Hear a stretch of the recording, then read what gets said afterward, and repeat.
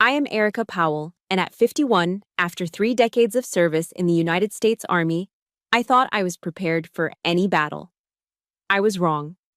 The real war began when my husband said, "I've decided to start a new life without you." The words hung in the air of the upscale restaurant where we had gathered to celebrate our daughter's college graduation. Julian, my husband of 28 years, stood there with his champagne flute still raised, his declaration replacing the toast he was supposed to be making to Serena's achievement. The clinking of silverware stopped. Conversations died mid-sentence. 50 pairs of eyes darted between Julian and me, but my own gaze caught Kinsley, his young mistress, trying to hide a triumphant smirk at the adjacent table. If you want to know what happens when a colonel is betrayed, let me know where you're watching from. Hit that like button and prepare for a fight where honor is the ultimate weapon. The silence that followed Julian's words wasn't empty. It was heavy, a physical weight that pressed down on the room, thick with the unfulfilled expectations of 50 guests. They were waiting for the explosion. They craved the drama, the shattered glass, the screamed accusations, the slap that would echo through the elegant dining room of the Garrison Bistro. They wanted a scene worthy of the betrayal they had just witnessed. My mind, however, didn't register the emotional chaos they anticipated. 30 years in the Army Finance Corps had trained me to react to a crisis, not with panic, but with assessment. In that frozen moment, as the scent of seared scallops and expensive perfume hung in the air, I wasn't a wife. I was an officer conducting battlefield triage. Threat assessment, primary antagonist, Julian Vance, hostile intent confirmed. Secondary asset, Kinsley Thorne, providing adversarial support. High-value personnel to be protected. Serena Powell, my daughter. Mission objective, tactical withdrawal with honor intact. My gaze swept the room, cataloging the faces. These were our friends, our community, officers I'd served with, spouses I'd supported through deployments.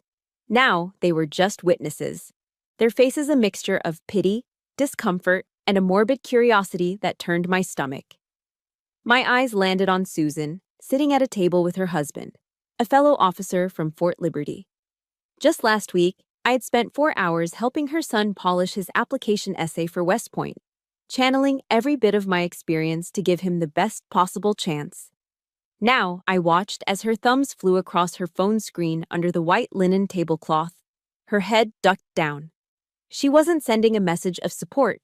She was breaking the story. The betrayal wasn't just from my husband. The contagion was already spreading. Julian's smug expression began to falter, replaced by a flicker of confusion. He had expected tears. He had planned for a hysterical outburst that would paint him as the long-suffering husband finally escaping a volatile, career-obsessed wife. My silence was a malfunction in his strategy. It was an asymmetrical response he hadn't prepared for. So I did the one thing he could never have anticipated. I smiled. It wasn't a warm smile. It was a thin, controlled line, a piece of forged steel that didn't touch my eyes. I slowly raised my hand, but not for the champagne flute filled with bubbles of celebration and deceit. I picked up my glass of ice water, condensation clinging to its sides. I held it up, the crystal catching the light, and angled it directly toward him. My voice, when it came, was not a whisper. It was clear, calm, and carried across the silent room with the precise projection of a commanding officer addressing her troops. "Congratulations, Julian," I said, my tone even. "After 28 years, you finally made a decisive move." The shock in his eyes was my first small victory. The balance of power shifted. He had thrown a grenade, expecting me to fall on it. Instead, I'd picked it up and calmly handed it back to him. The murmur that rippled through the room was no longer one of pity for me, but of stunned confusion directed at him. While he stood there, momentarily disarmed, I executed the next phase of my operation. I reached down to my leather handbag resting by my chair. My movements were fluid and deliberate, with no fumbling, no hesitation. From an inner pocket, I withdrew a thick, cream-colored envelope. It was made of heavy cardstock, the kind used for formal invitations or legal documents. It felt substantial in my hand. It felt like consequence. I didn't look at Julian. I didn't hand it to him. To do so would have been to engage on his terms. Instead, I caught the eye of our waiter, a young man named Carlos, who looked like he'd rather be anywhere else on earth right now. I beckoned him over with a slight nod. He approached our table cautiously, as if stepping into a minefield. I leaned in slightly, my voice low but perfectly audible to Susan's table and the one Kinsley was sitting at. "Carlos," I said quietly, "please give this to Mr. Vance, but only after my daughter and I have left the premises." I placed the envelope on his silver tray. It was no longer a personal dispute, it was a formal transaction. I had transformed myself from the humiliated wife into the commander issuing a final, sealed order. The envelope sat there on the tray, a silent, powerful mystery that now commanded the attention of the entire room. The question in Julian's panicked eyes was now on everyone's lips. What the hell is in that envelope? My mission was almost complete. All that remained was securing my daughter. I turned to Serena.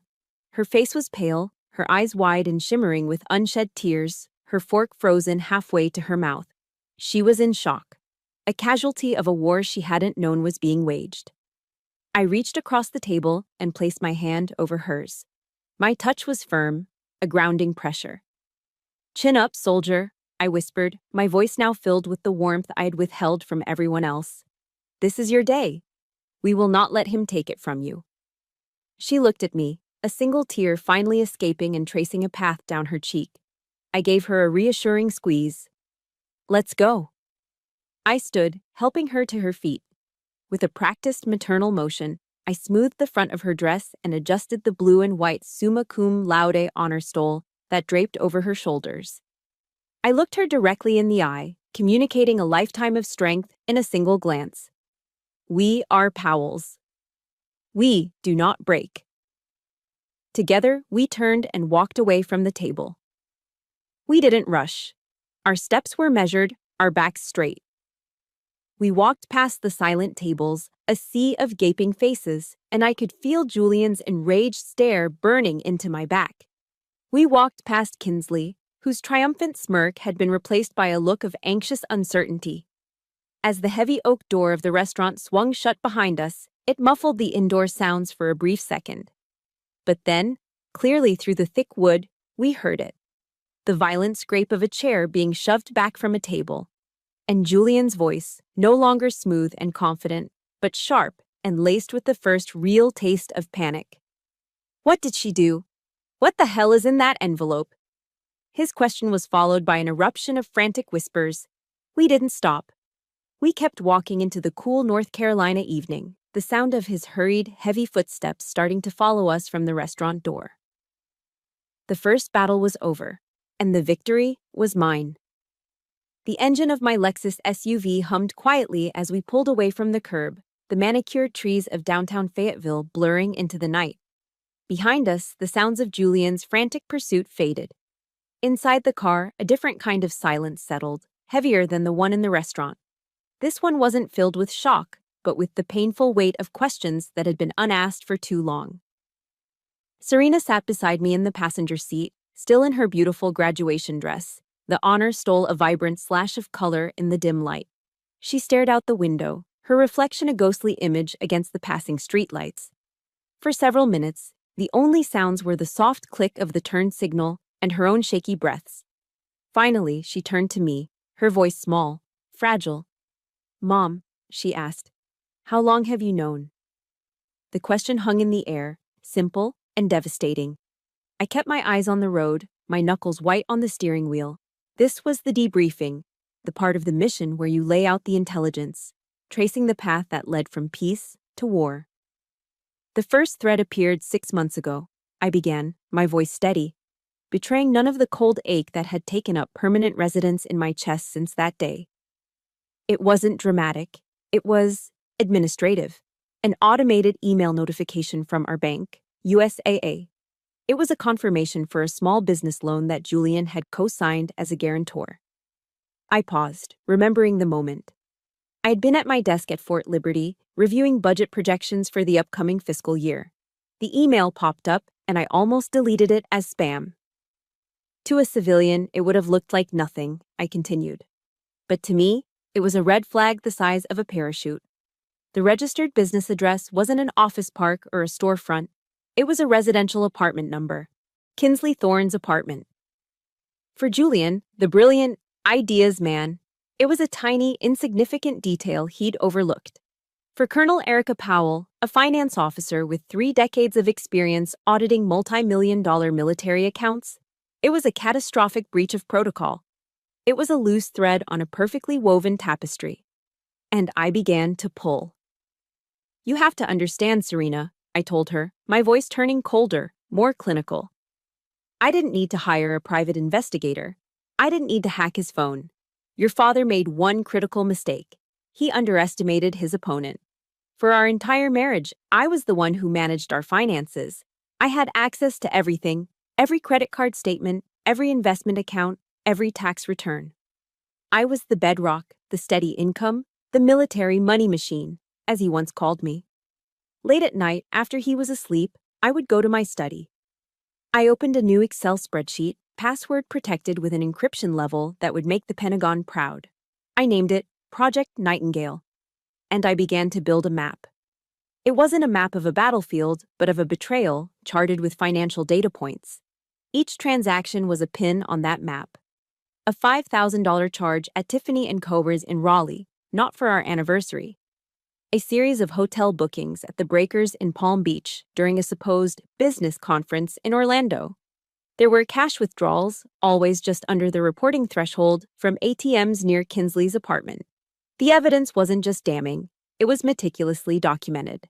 I created timelines, flowcharts, cross-referencing dates with his official travel schedule. I wasn't an angry wife snooping.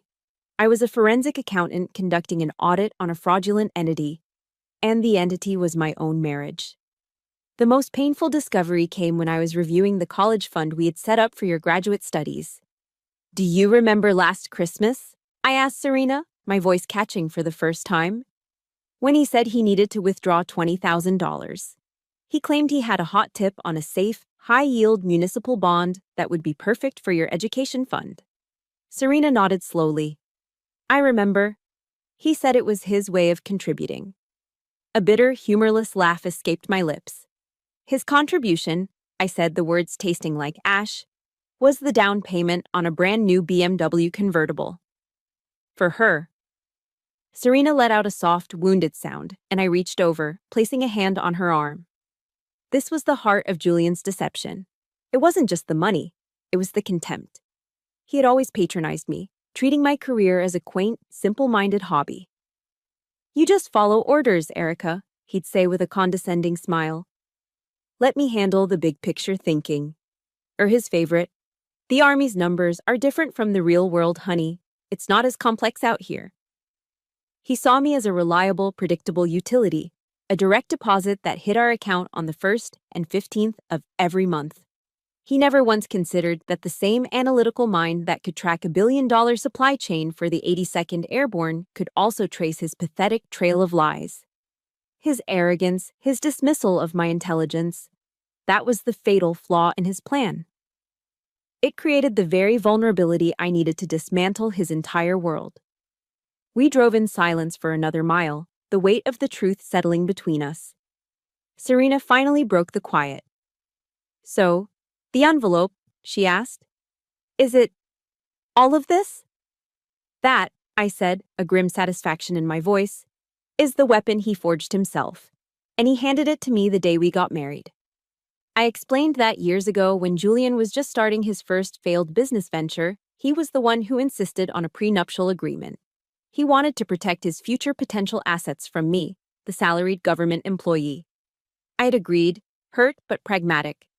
I hired my own lawyer, a retired JAG officer, a man who understood the meaning of honor better than anyone.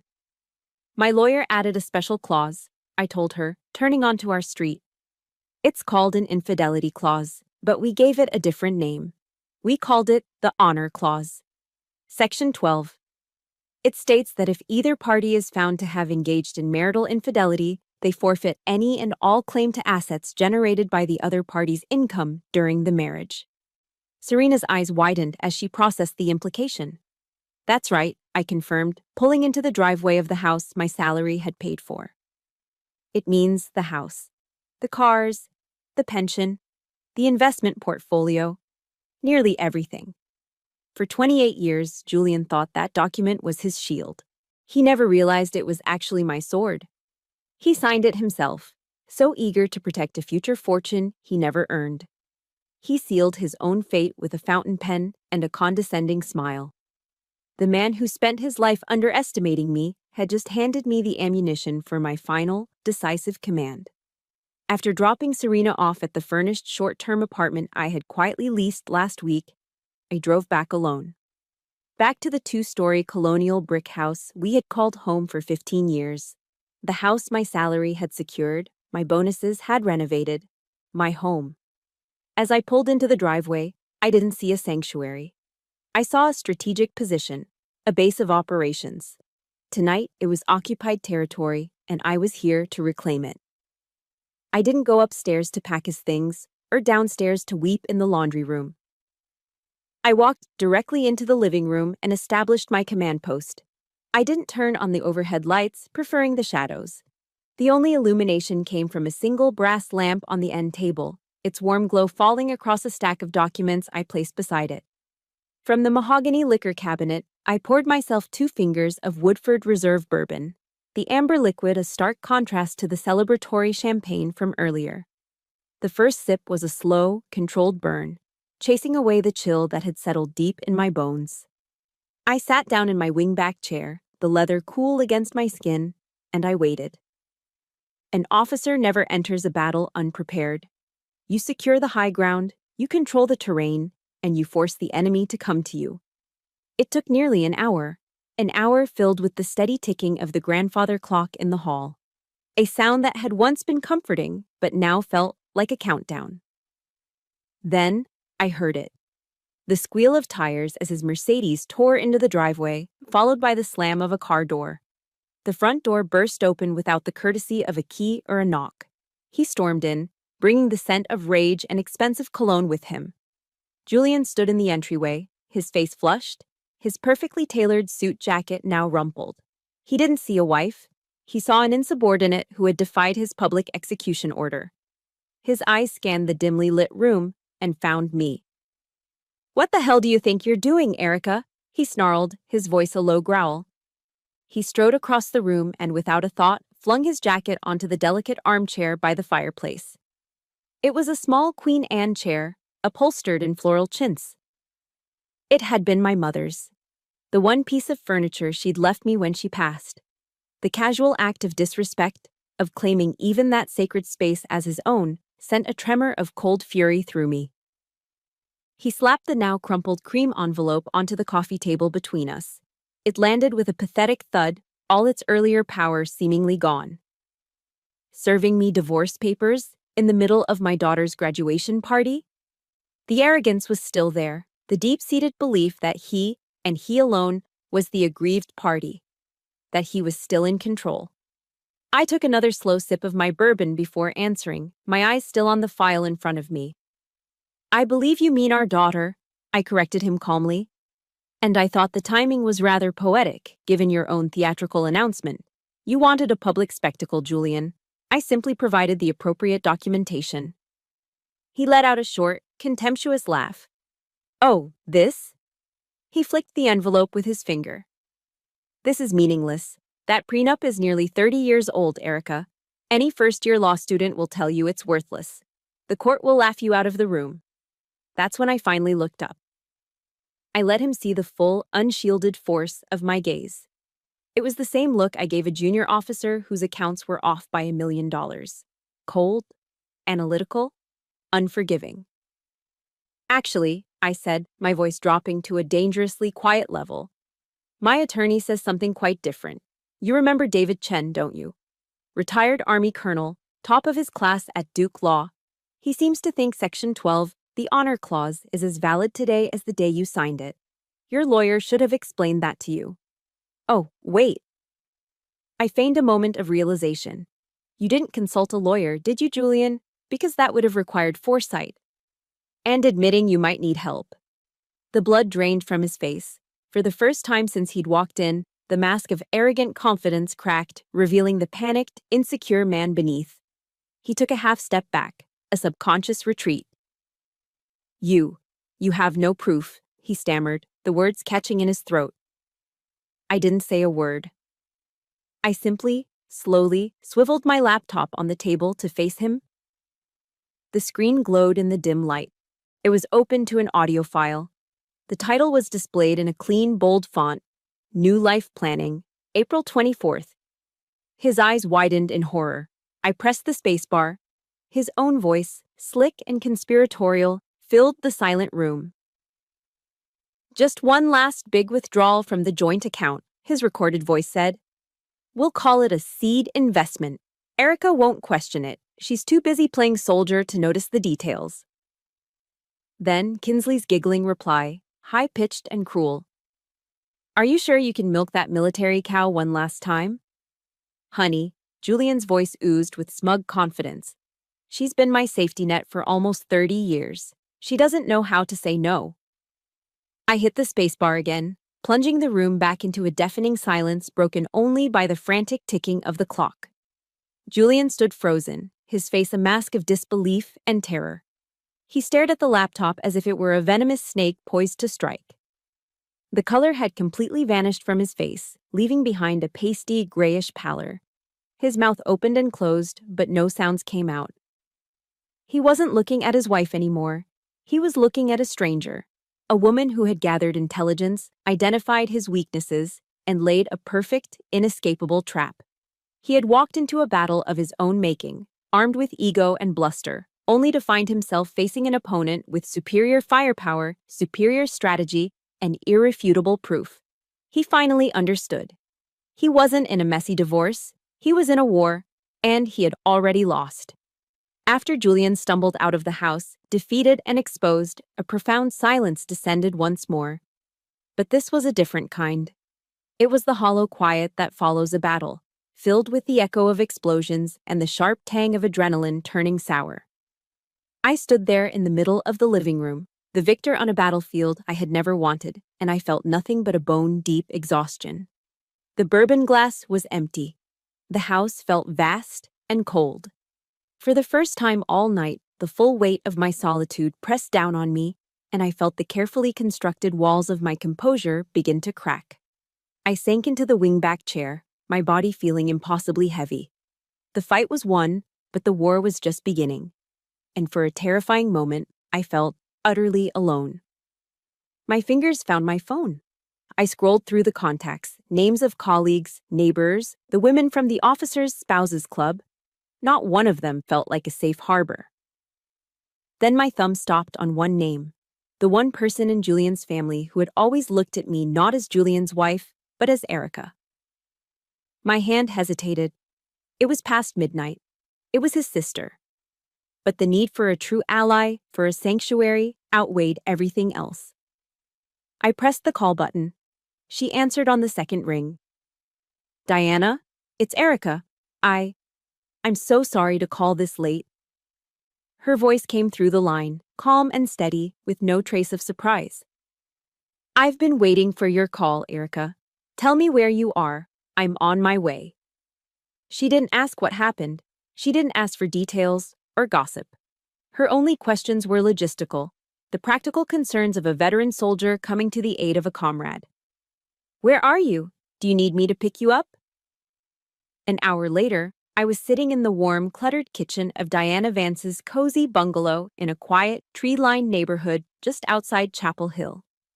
Her home was the polar opposite of the one I'd just left. Where mine was orderly and spacious, hers was filled to the brim with the comfortable chaos of a life well lived. Books on military history overflowed from shelves, sharing space with framed photographs and honorable discharge certificates. A folded American flag, the kind given to the families of fallen soldiers, sat in a display case on the mantelpiece with quiet reverence. Diana, a retired professor of military history from UNC, was the only member of the Vance family who truly understood the language of service and honor I spoke. She moved around her kitchen with a quiet efficiency, her face etched with a knowing sadness. She placed a steaming bowl in front of me. It was chicken noodle soup, the old-fashioned kind with thick egg noodles and chunks of carrot and celery. The aroma instantly transported me back 20 years. It smelled exactly like my mother's. I remember you telling me once that your mom always made this for you when you got back from a long deployment, Diana said softly, sitting down across from me with a mug of tea. Thought you could use some tonight? The simple, profound act of kindness did what Julian's cruelty could not. It broke through my defenses. I felt a hot sting behind my eyes, and I could only nod, unable to speak past the lump in my throat.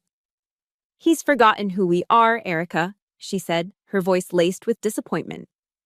Our father was a command sergeant major. He taught us that honor wasn't a word you say, it's a thing you do. Julian. He's been chasing money and status for so long, he's forgotten the core values of this family. I tried to warn him. But he wouldn't listen. Just then, the front door opened and Serena rushed in. Her eyes were red and swollen, but the tears had dried. She was still wearing her graduation dress, a stark reminder of the beautiful day that had been so brutally corrupted. She saw me at the table and flew into my arms, burying her face in my shoulder. I'm so sorry, Mom, she sobbed. I was so wrapped up in my own world. I held her tight, stroking her hair. This is not your fault, I said fiercely. None of it. You are the reason I fight, Serena. You are my mission. As I held her, my phone buzzed on the table. It was a text from my lawyer, David Chen. The message was brief and clinical, but it was a declaration of another victory. Emergency motion granted. Accounts are frozen. JV has no access. I showed the message to Diana. A grim smile touched her lips. I held my daughter in my arms. In that moment, in that warm, book-filled kitchen, we were no longer just three women. We were a new combat unit, a united front. Our new alliance was tested sooner than I expected. A car screeched to a halt outside, and moments later, there was a furious pounding on Diana's front door. Before any of us could react, the door swung open, and Julian stood there, his face a thunderous mask of rage. Kinsley hovered behind him, looking pale and nervous. Erica, we need to talk, he boomed, stepping into the house as if he owned it. You need to stop this madness right now. You can't just freeze everything. This is insane. I began to rise, ready to face him again, but before I could say a word, a figure moved to stand in front of me. It was Serena. She planted her feet, creating a human shield between her father and me. Her voice when she spoke was no longer the voice of a child. It was clear, cutting, and filled with a pain that had aged her years in just a few hours. Madness? She said, her voice trembling with righteous anger. You want to talk about madness?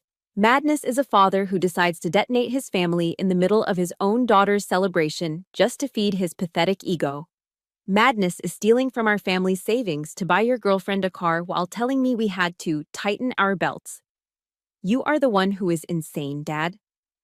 The words struck Julian with more force than any legal document could. He recoiled as if physically slapped. Kinsley's face went white, her eyes darting towards the door, suddenly realizing she had allied herself with the losing side. Julian stood there, speechless, utterly defeated not by a colonel, but by the daughter whose love and respect he had just burned to the ground. After being so thoroughly humiliated at Diana's house, Julian must have realized that a direct confrontation was a battle he couldn't win. He was outmatched in strategy and crippled by a lack of evidence, so, like any cornered coward, he retreated from the front lines and opened up a new theater of war. He switched to psychological operations. The first wave of attack was a classic smear campaign. It started subtly. Whispers in the Fort Liberty commissary line. Awkward silences at the officers' club bar. Kinsley, with her socialite charm and manufactured victimhood, was the perfect delivery system for the poison. She would speak in hushed, tearful tones at family readiness group meetings about how Julian had been so lonely for so long, married to a cold, ambitious woman who cared more about her rank than her husband. The narrative began to take hold. Erica Powell. Oh, she was always so career-obsessed. She neglected that poor man for years. I heard she's jealous of Kinsley's successful new business. The lies, repeated often enough, began to sound like truth in the echo chamber of the military community. Old friends suddenly became too busy for coffee. Invitations to backyard barbecues stopped coming. I was being methodically and quietly isolated, cut off from my own support network. The loneliness was a palpable, chilling ache. But the second wave of attack was far more insidious and far more personal. Julian began to weaponize our past. The emails started a few days after the incident at Diana's. They weren't angry or threatening. They were worse. The first one arrived with the subject line, "Remember this?" Attached was a photo of us from the early 90s, taken on a trip to the Blue Ridge Mountains. We were young, barely 23, wrapped in each other's arms, smiling stupid, happy smiles against a backdrop of autumn leaves. My hair was longer then, and I was wearing his oversized college sweatshirt. Below the photo was a single line of text. "I miss this man. The man I was before your career killed him. Before you killed us." It was classic gaslighting, a masterclass in blame shifting. He was attempting to rewrite 28 years of history, painting me as the villain and himself as the tragic victim. Another email arrived the next day. It was just a link to a YouTube video. "November Rain" by Guns N' Roses. Our song. The song we danced to at our wedding. No text. He didn't need any. The music itself was a ghost, haunting the quiet of my temporary apartment. Day after day, the assault continued. A photo of us bringing a newborn Serena home from the hospital. A picture from my officer candidate school graduation. Him pinning my second lieutenant bars on my collar, beaming with pride. Or what I had once mistaken for pride. Each image, each memory, was a carefully aimed missile designed to breach my emotional defenses, to make me doubt the reality I had uncovered. "Remember when we were happy?" the messages screamed. "That was before you chose the army over me. This is all your fault." For days, I held strong. I was a colonel, after all. I had endured hardships and pressures far greater than a few manipulative emails. But the constant targeted bombardment began to wear me down. The enemy wasn't at the gate, he was inside my head, using my own memories as ammunition. The breaking point came late one night. I was alone, Serena was out with friends, and Diana was at a university function. Another email from Julian popped up. It was a photo of us on the beach in the Outer Banks, laughing as a wave crashed over our feet.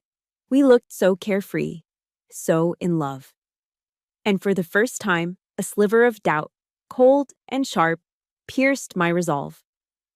I stared at the smiling face of the young woman I used to be and felt a wave of guilt wash over me. Was he right? A small, treacherous voice whispered in my mind. Did my ambition cost us our happiness? Was my career too high a price to pay? I felt the sting of tears, the first I'd allowed myself since this nightmare began. The carefully constructed fortress around my heart began to crumble. This was exactly what he wanted. He wanted me to surrender from within before we ever set foot in a courtroom. The next evening, Diana must have sensed my faltering spirit. She found me staring blankly at my laptop screen, another one of Julian's memory missiles sitting unopened in my inbox. She didn't offer platitudes or easy reassurances. Instead, she sat down across from me with 2 steaming mugs of Earl Grey tea and told me a story. "Have you ever studied Ulysses S. Grant's Overland Campaign?" she asked, her professor voice cutting through the fog in my mind. I shook my head. "Grant's generals were terrified," she said. "They were obsessed with Robert E. Lee. Lee's going to do this. Lee's going to flank us here." They were always reacting to what they thought their enemy might do, but Grant wasn't interested in that. When his staff would bring him these panicked reports, he would just say, "I'm tired of hearing about what Lee is going to do. I want to figure out what we are going to do to him." She leaned forward, her eyes locking onto mine. "Erica, that's what Julian is doing to you. He's trying to drag you onto his battlefield, a battlefield of emotion, nostalgia, and guilt. He wants you to react, to doubt, to fight on his terms. Don't fall for it." She reached out and placed her hand on mine. "Stop thinking about what he is doing to you, and start thinking about what you are going to do to him. Pull him back onto your battlefield, the one of facts, evidence, and consequences." Her words were like a splash of cold water, a direct order that cut through the noise of my self-doubt. She was right. I had allowed the enemy to choose the terrain. It was time to take back command. While Diana watched, I opened my laptop. I didn't open Julian's email. I created a new rule in my inbox settings, one that sent any message from his address directly to a trash folder, unread. Then, I opened my phone, found his contact, and pressed block. A profound sense of quiet settled over me. I had cut off his supply lines. The psychological warfare was over. I was back in control, and the next move would be mine. I had thought that by blocking Julian's calls and emails, I had drawn a clear line in the sand. I had thought I was defining the new terms of engagement. I was wrong. Julian didn't respect lines. When he found his psychological assault blocked, he didn't retreat. He escalated, aiming his next attack not at me, but at the one person he knew was my entire world. The call came on a Tuesday afternoon. It was Serena. Her voice was thin and shaky, distorted by panic. "Mom, something's happened. I just got an email." "From your father?" I asked, my body tensing. "No," she said, her voice cracking. "It's from the financial aid office, at Duke." A cold dread, sharp and immediate, seized me.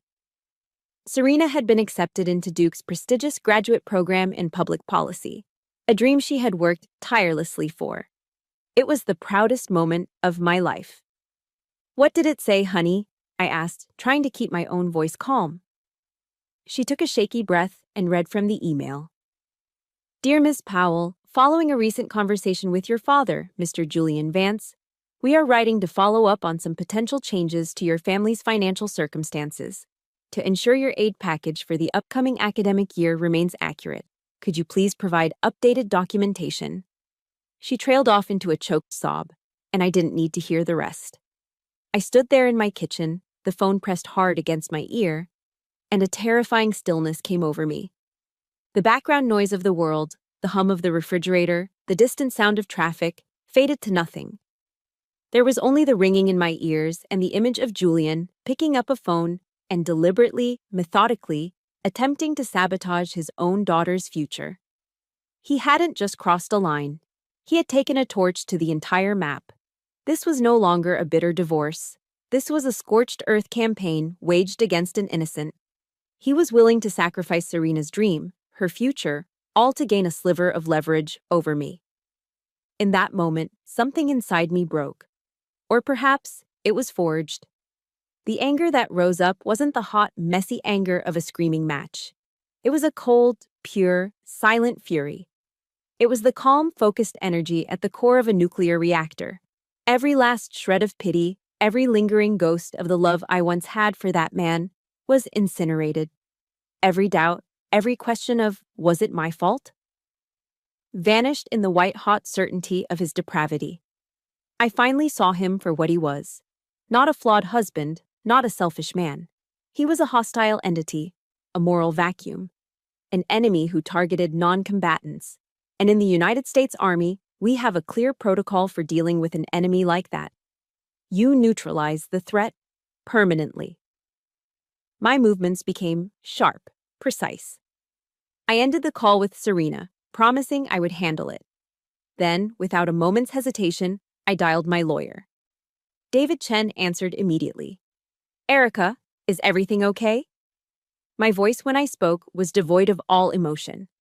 It was the flat, resolute tone of a commander issuing an irrevocable order on the battlefield. "David, change of plan," I said. "What's going on?" "The rules of engagement have been altered. I am no longer interested in a fair settlement. I'm no longer interested in a swift resolution. I want you to execute Section 12 to its fullest extent. I want the house. I want the 401k. I want the investment accounts. I want every single asset his name is on that my income generated. I want you to file for his assumption of all marital debt he incurred. Go after his business partners for the fraudulent loans. No quarter, no negotiation. Is that understood?" There was a long pause on the other end of the line. David Chen had handled hundreds of military divorces. He had seen the worst of human behavior. But my tone must have conveyed the absolute shift that had just occurred. When he finally spoke, his voice was just as serious. Understood, Colonel.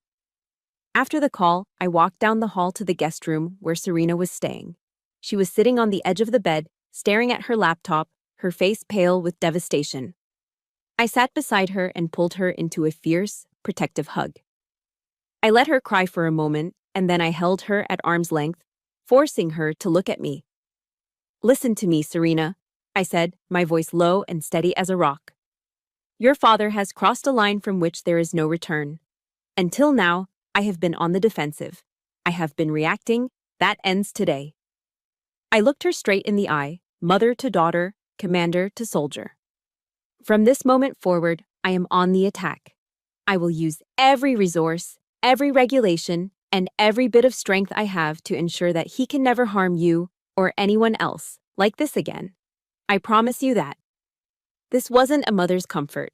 It was a warrior's oath. The battle for my dignity was over. The war for my daughter's future had just begun, and I would accept nothing less than unconditional surrender. And if you believe that a child's future should be the one sacred line that no one ever crosses, hit that like button to show your support. For all the parents who would go to war for their children, let me know in the comments by simply writing, "I stand with Serena." My warrior's oath to Serena was not just words, it was a mission directive. The following morning, my grief and rage were compartmentalized, packed away like old uniforms. In their place was a cold, sharp focus. I was no longer a wife fighting for her dignity. I was a commander launching a full-scale offensive. David Chen's law office in downtown Fayetteville became our forward operating base. It wasn't a fancy high-rise firm with mahogany walls and panoramic views. It was a practical, disciplined space run by a retired Army colonel who understood that victory is achieved through meticulous planning, not expensive furniture. We transformed his conference room into a legal war room. We covered a large whiteboard with timelines, color-coded sticky notes, and complex flowcharts that traced Julian's web of deceit. This was my terrain. While David handled the legal doctrine, I handled the data. I spread out 6 months of bank statements, credit card bills, and investment reports across the long table. With a red pen, I circled, highlighted, and cross-referenced every fraudulent transaction. I pointed to a series of charges. Here, I said, my voice crisp and professional. He's coded these payments to a vendor called Vance Innovative Solutions. It's a shell LLC. The payments correspond to the dates Kinsley signed the lease on her apartment and bought her BMW. He wasn't investing, he was laundering our marital assets to finance his affair. David looked from the papers to me, a slow grin spreading across his face. "Colonel," he said, shaking his head in admiration, "you're doing half my paralegal's job for them. You're not just building a case, you're writing a prosecution-ready indictment." Our first strategic move was to secure a key witness. "We need to depose Diana," David said, his expression serious. I hesitated. "David, she's his sister. I don't want to put her in that position. It's an impossible choice." "It's also our most powerful psychological weapon," he countered. "Nothing speaks louder to a judge than a man's own family testifying to his lack of character." Before I could argue, I decided the choice had to be Diana's. I called her that afternoon and laid out the situation, making it clear that she could refuse without judgment. Her response was immediate and firm. "Erica, this isn't about loyalty to a name. It's about loyalty to the truth. Julian has to be held accountable for what he's done. Tell David I'll be there." Her integrity was a beacon in the murky fog of this war. With our legal foundation solidifying, I moved to neutralize Julian's logistical support. My 30 years in the finance corps had taught me that, to defeat an enemy, you don't just attack his position, you cut off his supply lines. First, I targeted his access to capital. I knew from his panicked voicemails, which I'd saved but not answered, that he was desperately trying to secure loans from local business partners to cover his frozen accounts. I had David's office draft a formal Notice of Lis Pendens letter. It's a legal document that informs potential creditors that a person's assets are currently the subject of litigation. We sent it via certified mail to every one of his known business contacts. Within 48 hours, his credit lines dried up. No one would lend money to a man whose financial foundation was about to be obliterated in court. Next, I targeted his sanctuary. Julian and Kinsley were living in a high-end luxury apartment complex called the Haymount. I knew for a fact that the security deposit and the first 3 months of rent had been paid from our joint investment account. I drafted a letter myself, this time on my personal letterhead, and sent it to the property management company. The letter was polite, professional, and devastating. It simply informed them that the funds guaranteeing the lease were currently frozen as part of a contentious divorce proceeding involving financial malfeasance, and that future payments were not guaranteed. The attached copy of the court's asset freeze order added the necessary weight. They were now facing eviction. Each action was legal, precise, and executed without emotion. I was systematically dismantling the life he had stolen from me to build. The final, decisive blow came a week later.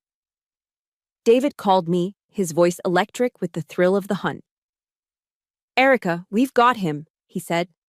"We've got the smoking gun." His forensic accounting team had been tracking digital footprints.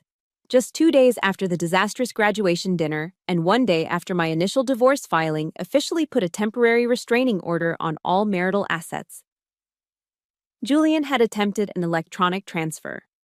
It was for $250,000 from our Vanguard investment account to a newly created shell corporation in Delaware. "It's a textbook case of fraudulent conveyance," David explained, the excitement clear in his voice. "He willfully violated a court order in a blatant attempt to hide assets. This isn't just unethical, it's illegal. He's shown contempt of court." I leaned back in my chair, a slow, grim sense of finality washing over me. This was the proof. The undeniable, irrefutable evidence of his intent to defraud not just me, but the legal system itself. "The game is over, Colonel," David said, and I could hear the smile in his voice. "We're not just going to win, we're going to annihilate him. I'm filing an emergency motion for a hearing on the contempt charge. He'll be in front of a judge by the end of the month." The battlefield was set. The weapons were deployed, and the enemy had just handed me the coordinates for the final, decisive strike. The Cumberland County Courthouse was an imposing brick building, steeped in the kind of institutional silence that makes you feel small. But as I walked through the security checkpoint on the morning of the hearing, I didn't feel small. I felt prepared. I was wearing my dark navy blue suit, the civilian equivalent of my Class A uniform. My posture was straight, my stride was measured. I was a colonel walking into a briefing from which there was only one acceptable outcome. Julian was already there, sitting beside his lawyer. He tried to project an air of confident indignation, but it was a poorly constructed facade. His expensive suit couldn't hide the nervous energy radiating from him, the constant shifting in his seat, the way his eyes darted around the room, avoiding mine. His lawyer, a young man who looked barely out of law school, kept shuffling his papers with a clammy, uncertain air. They looked like amateurs who had stumbled into a war zone. In contrast, I walked to my table and sat beside David Chen. I arranged my single folder neatly in front of me, placed my hands on the table, and fixed my gaze on the judge's empty bench. I didn't look at Julian. I didn't need to. In a battle, you focus on the objective, not the distractions. The stark difference in our demeanors told the entire story before a single word was spoken. The bailiff's call of "all rise" brought us to our feet. Judge Marcus Thorne entered, a tall, imposing African-American man in his late 60s with a shaved head and the unmistakable bearing of someone who had spent a lifetime in uniform. David had briefed me. 25 years in the Marine Corps, retired as a master gunnery sergeant before going to law school. He was a man who understood the language of honor and discipline, and he did not suffer fools. David Chen presented our case with the cold, methodical precision of a surgeon. There was no theatricality, no emotional appeals, just a relentless, systematic presentation of the facts. "Your Honor," he began, "we are here today because Mr. Vance has shown a pattern of behavior that includes financial fraud, marital infidelity, and, most disturbingly, contempt for this very court." One by one, he laid out the evidence. The bank statements showing laundered money, The Tiffany's receipts for gifts I never received. The hotel bills from Florida. With each piece of evidence presented as an exhibit, I saw Julian shrink a little more in his chair.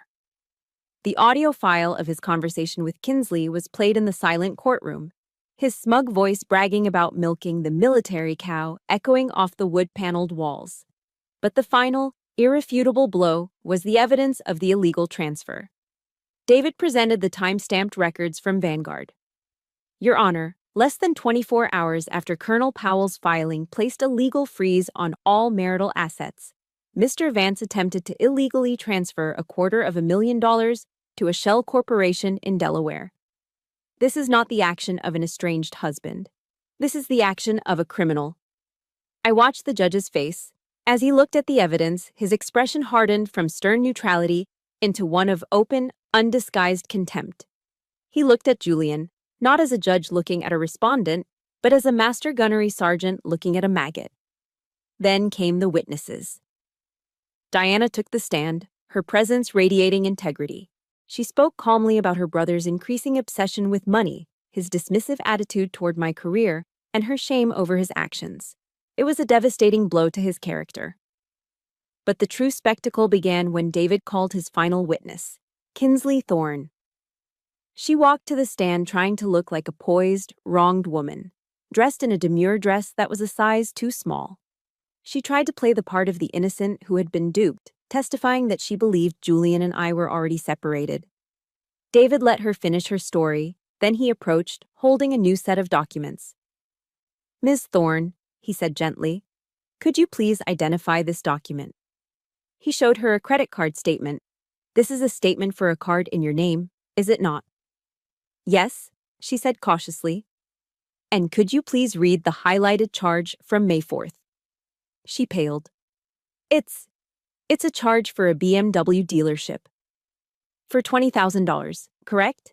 And was this payment made from your own bank account, Ms. Thorne? Well, no, Julian gave me the money. He gave you the money, David repeated. The very same day that $20,000 was withdrawn from a joint educational fund belonging to Colonel Powell and her daughter. Is that just a coincidence? Kinsley began to panic. Her carefully rehearsed story fell apart under the weight of the evidence. I didn't know where the money came from. He told me it was his own investment money. He said everything was taken care of. She was unraveling, her voice rising in pitch. She whipped her head around and glared at Julian, her eyes wild with fear and betrayal. You told me it was handled, she shrieked, pointing a trembling finger at him. You said she wouldn't find out. You promised me. The judge banged his gavel. Order, Ms. Thorne, control yourself. But the damage was done. The alliance built on lies had spectacularly self-destructed in open court.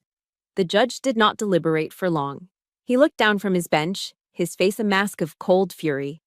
He declared that the prenuptial agreement, and specifically Section 12, the Honor Clause, was fully valid and enforceable. He then turned his attention directly to Julian.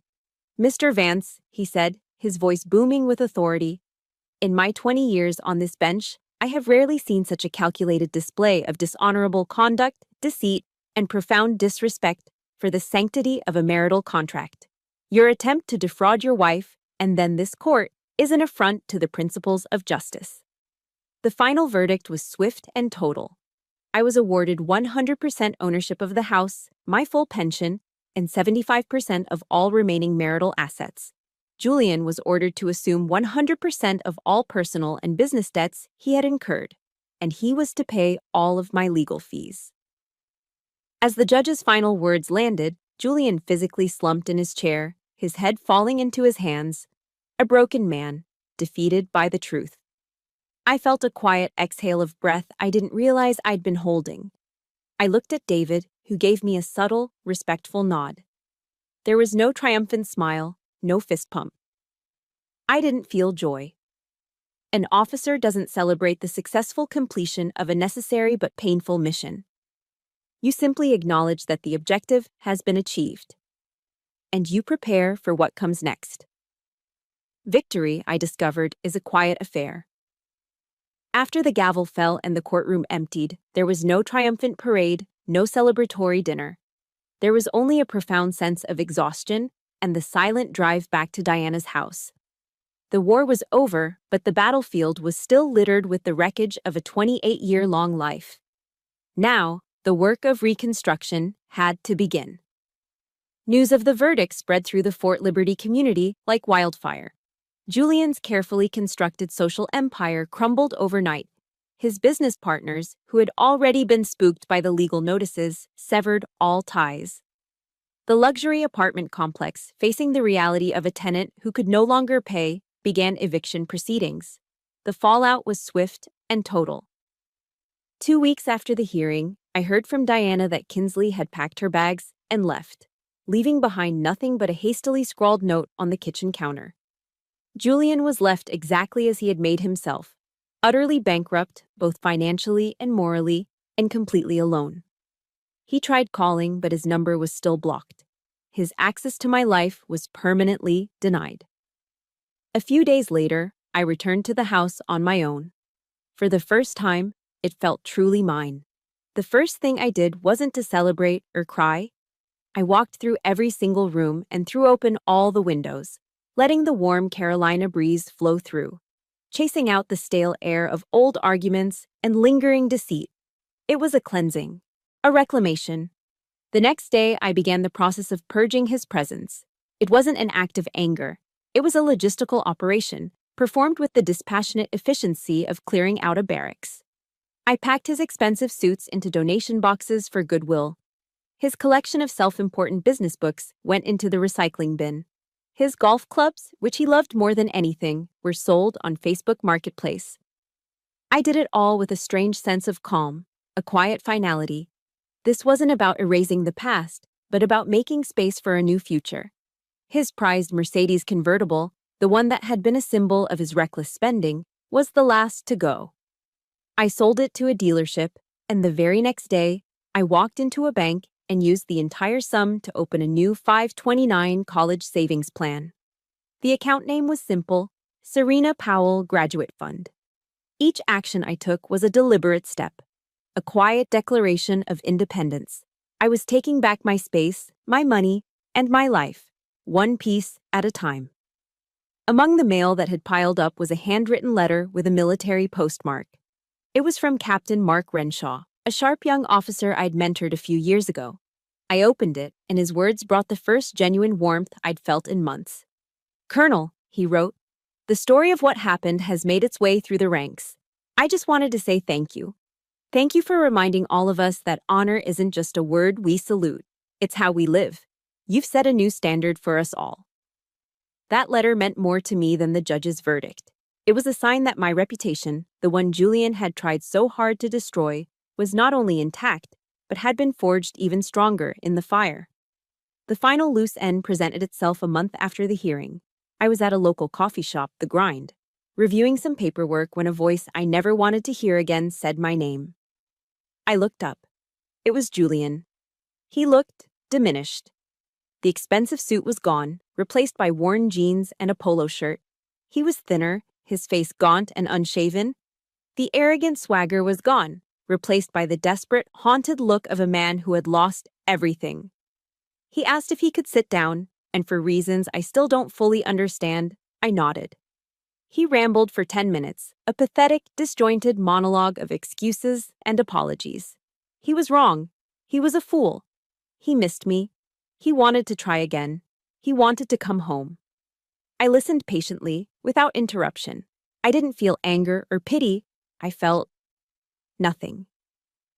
He was a stranger to me now, a ghost from another life. When he finally ran out of words, his hopeful, pleading eyes fixed on mine, I took a calm sip of my latte. "Julian," I said, my voice gentle but firm, "I don't hate you. But what I also don't have for you anymore is respect. My forgiveness for you is this freedom I am giving you now. The freedom to walk away from the mess you made and try to become a better man. I sincerely hope you do." I paused, letting the words sink in. But our road together has ended. There is no coming back from this. I stood up, left a $5 bill on the table for my coffee, and walked out without looking back. That was our closure. No screaming match, no final tearful goodbye. just a quiet, absolute, and final boundary. That weekend, I hosted a small gathering at the house. It wasn't a victory party, it was a rededication ceremony. The guest list was small and carefully chosen: Diana, Serena, David Chen and his wife, and a handful of loyal friends from the Army who had never wavered, including Mark Renshaw and his family. We grilled burgers and hot dogs in the backyard. We drank local craft beer from Aviator Brewing Company and listened to classic rock on a portable speaker. We laughed. The sound of genuine, uncomplicated laughter filling the space felt like a benediction. This wasn't a celebration of an ending, it was the celebration of a new beginning. As I looked around at the faces gathered in my yard, illuminated by the soft glow of tiki torches, I realized I had redefined what family meant. It wasn't an obligation bound by blood or a legal contract. It was a fortress built of loyalty, honor, and unconditional love. This was my new unit, my chosen family. And for the first time in a very long time, I was home. The months following the court case were a time of quiet reconstruction, not just of my home, but of my life's purpose. I had spent 30 years serving my country, following orders, and fulfilling the missions I was given. Now, for the first time, I had the freedom to write my own. 6 months after that fateful graduation dinner, I submitted my paperwork for early retirement from the U.S. Army. It wasn't a decision born of bitterness or exhaustion. It was a strategic redeployment. I left 30 years of distinguished service behind, not to retreat from the world, but to engage with it on a new front. Using a portion of the assets I'd rightfully reclaimed, I founded a nonprofit organization. I leased a small practical office space in a modest building just outside the gates of Fort Liberty. The sign on the door was simple, printed in a clean, authoritative font: Powell Financial Command. My new mission was clear. I would use my expertise, my experience, and my scars to serve the community I knew best. Powell Financial Command was dedicated to providing pro bono financial counseling for military families, veterans, and most importantly, for the military spouses who found themselves facing the devastating crossroads of divorce or loss. The office wasn't glamorous. There was no expensive art on the walls, just framed informational posters about the GI Bill and VA home loans. But it was a place of safety, efficiency, and profound compassion. I spent my days helping young enlisted soldiers create their first budgets, guiding families through the financial complexities of a permanent change of station, and fighting for spouses who were being financially exploited in bitter divorces. My first client was a young woman named Sarah, barely 22 years old. Her husband, an Army sergeant, had been killed by an IED in Afghanistan just a month earlier. She walked into my office clutching a thick folder of official paperwork, her eyes wide with grief and confusion.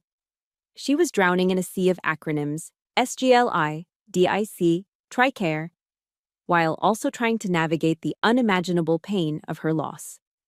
I spent 3 hours with her that afternoon. I sorted through the paperwork, explained what each form meant, and created a clear financial plan for her future. But more than that, I just listened. I listened as she told me about the day she met her husband, about their dreams of buying a small house, about the last phone call they ever had. In her story, I saw the echo of my own: a life built on service and sacrifice, suddenly and brutally upended. When she left my office that day, the fear in her eyes had been replaced by a glimmer of hope. In helping her find her footing, I solidified my own. I wasn't just an advisor anymore. I was a comrade, a commander, and an ally. The organization grew faster than I could have imagined. Word of mouth is the most powerful force in a military community. And the story of the colonel who was now fighting for them spread quickly. I was invited to speak at base town halls and family readiness seminars. I was no longer introduced as Julian Vance's wife, or even as Colonel Powell. I became known simply as the founder of Powell Financial Command, a title I'd earned, a reputation I'd built from the ashes of my old life. Serena, after graduating from Duke with high honors, made a decision that filled me with a quiet, profound pride. She turned down a lucrative job offer in Washington, D.C., and joined me, taking over the communications and outreach for the organization. Together, we were a formidable team. A mother-daughter unit, transforming our family's painful past into a legacy of service. The story ends 1 year to the day after that night at the Garrison Bistro. I'm standing on the back porch of my house, a warm mug of coffee in my hands. The sun is just beginning to rise over the rolling hills of North Carolina, painting the sky in soft shades of pink and gold. It's quiet, the only sound the gentle chirping of morning birds. I'm not thinking about Julian. I'm not thinking about the courtroom or the betrayal. The war is a distant memory, a closed chapter in a long book. My thoughts are on the day ahead, on the young military couple I'm meeting with at 9 a.m. to help them plan for their first child, and on the grant proposal Serena and I are writing to expand our services to other bases. I realize now that the cream-colored envelope I handed to the waiter that night wasn't an act of war. It wasn't the end of a story. It was my own self-authored set of orders, the first command of a new and far more important campaign. The mission to reclaim my life, my honor, and to use the strength I found in my darkest hour to serve others. I take a sip of coffee as the sun crests the horizon, flooding the world with new light. I have finally found peace. Not in victory, and certainly not in revenge, but in service, in my new mission. If my story proves anything, it's that the end of one chapter is not the end of the book. Every one of us has faced a battle that left scars. But those scars are not a sign of weakness. They are a testament to what you have survived. They are the foundation upon which you can build your next mission. If these stories of resilience and honor resonate with you, I invite you to join our community. Please subscribe to the channel and share this story with someone who might need to be reminded of their own strength. Thank you for listening.